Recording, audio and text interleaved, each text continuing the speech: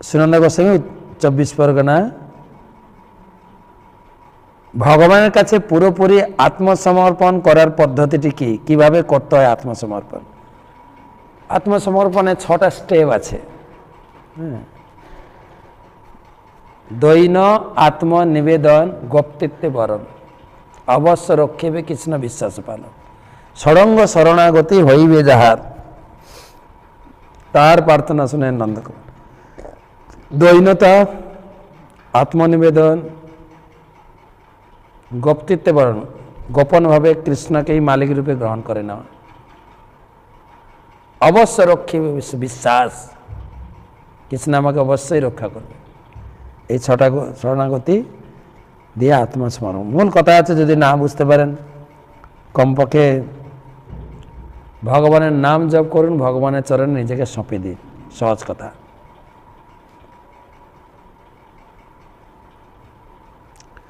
পরীক্ষিত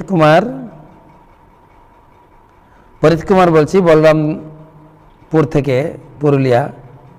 মহারাজ, কলেজের ফার্স্ট ইয়ারতে পড়ি, এতদিন ধরে স্কুলে পড়লাম। প্রথমে বানর ছিলাম, তারপর ধীরে ধীরে মানুষ হয়েছি। গঙ্গা নদী, গঙ্গোত্রী হিমবাহের গোমুখ থেকে প্রভাবিত হয়ে আমাদের কাছে বাস্তব সত্য জানলাম, কোনোদিন বানর ছিলাম না, গঙ্গাতে ভগবানের চরণ থেকে প্রভাবিত হয়েছে।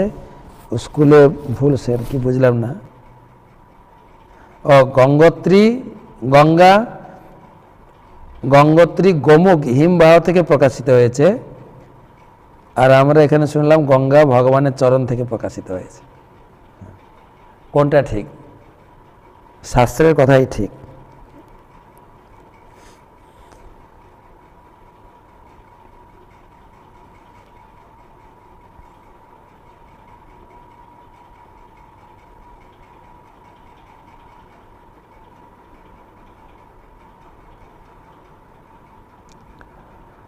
মাম্পি, বাঁকুড়া থেকে, আপনার চরণে প্রণাম। আমার একটা প্রশ্ন ছিল, কৃপা করে উত্তর যদি দেন তাহলে খুব উপকার হয়। মহারাজ, আমি শুনেছি রবিবার তুলসী গাছে জল দিতে নেই, কৃপা করে বলবেন। না, এরকম কোনো নিয়ম নেই। জল প্রতিদিন দিতে পারেন, প্রতিদিন জল দেবেন। তবে বর্ষাকালে অনেক বৃষ্টি হয়, বেশি আবার জল দিয়েন না গাছে, 1 ফোঁটা 2 ফোঁটা জল দেবেন। জল দেওয়ার কোনো নিষেধ নাই। তো প্রশ্ন করেছেন আকাশ। হরে কৃষ্ণ মহারাজ, আমার প্রশ্ন হচ্ছে যে রাধাকৃষ্ণ স্বপ্নে এসে বলছে আমাকে বৃন্দাবনে নিয়ে যাবে, আমি এখন কি করব বুঝতে পারছি না। ভালো কথা, ভগবান এসে যদি সরাসরি আপনাকে নির্দেশ প্রদান করেন, এ তো মহাভাগ্যের ব্যাপার, মহাভাগ্যবান আপনি। ভগবান যেরকম আপনাকে নির্দেশ দেবেন সেইভাবে চলবেন। তবে গৌরাঙ্গ মহাপ্রভু ভজন করবেন।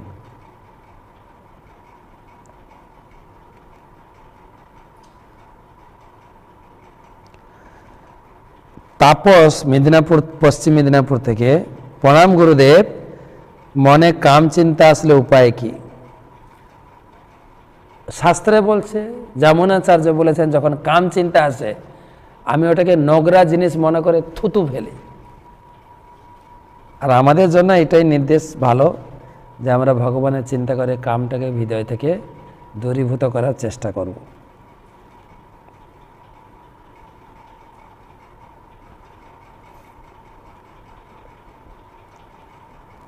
অনুপম দাস, দক্ষিণ 24 পরগনা থেকে অনুপম দাস। মহারাজ, আমি কি ঘুমানোর ঘরে ভগবানের চিত্রপট রাখতে পারবো আর আরতি করতে পারবো? অবশ্যই, ঘুমানোর ঘরে অবশ্যই রাখবেন। ঘুমাতে যাওয়ার আগে একবার ভালো করে দর্শন করতে করতে হৃদয়ের ছবি তুলে নেবেন, সেই চিন্তা করতে করতে করতে করতে ঘুমিয়ে পড়বেন।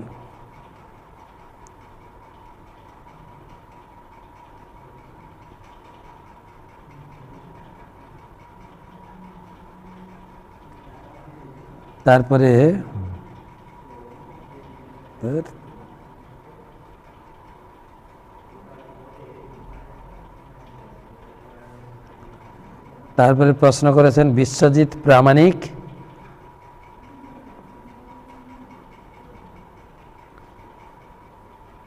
বিশ্বজিৎ প্রামাণিক, পলাশডাঙ্গা, বীরভূম থেকে বলছি। মহারাজ, একজন স্বামী তার স্ত্রীর পানি গ্রহণ করেন। মহারাজ পানি শব্দের অর্থ কি? বাবা, এটাও জানেন না? আপনি বিয়ে করেছেন কি না, নাকি করবেন, কোনটা? পানি গ্রহণ মানে হস্তমিলন।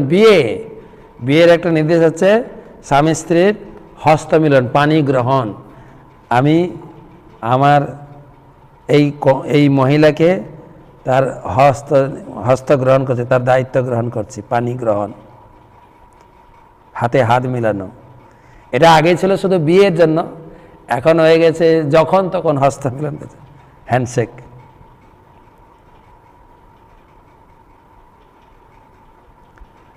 উৎপল পাল, মেদিনীপুর। মহারাজ, আমার নাম উৎপল পাল, আমার প্রণাম নেবেন। জানতে চাই কৃপা করে যদি বলেন কোন তিথিতে তুলসী পাতা তুলতে নেই? কেবল দ্বাদশী তিথিতে তুলসী পাতা তুলবেন না, আর প্রতিদিন আপনি তুলসী পাতা তুলতে পারেন যদি আপনার প্রয়োজন হয়। অযথা তুলসী পাতা তুলবেন না। কেবল ভোগের জন্য বা ভগবানের চরণে দেওয়ার জন্য আপনি তুলসী পাতা তুলবেন প্রতিদিন, কেবলমাত্র দ্বাদশী ছেড়ে দিয়ে।